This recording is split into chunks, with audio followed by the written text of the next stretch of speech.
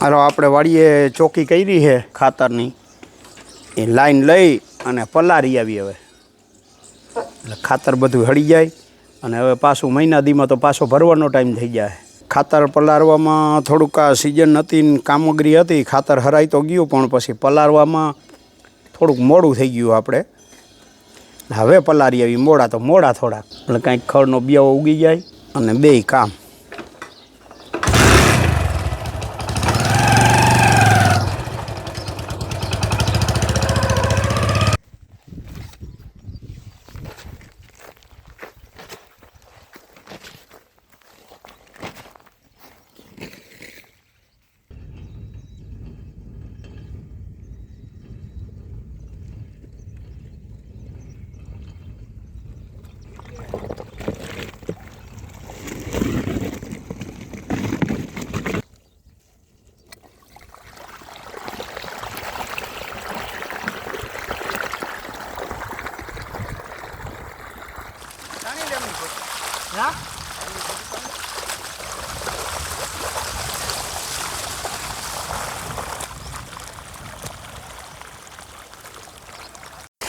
આમ પાથરું તા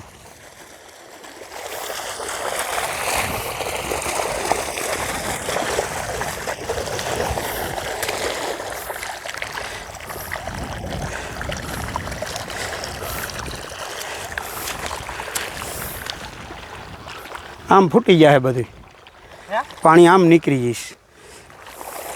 આમ તાણ હજી તાણ બસ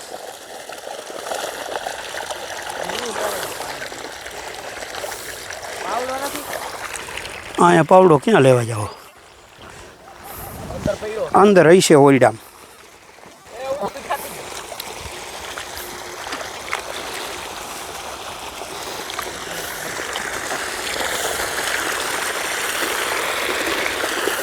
આપણે આ ખાતરની ચોકીમાં નાખવાના બેક્ટેરિયા આવે એટલે એકદમ ખાતર નીચે જે કચરો હોય આ તે એ બધું હળી જાય.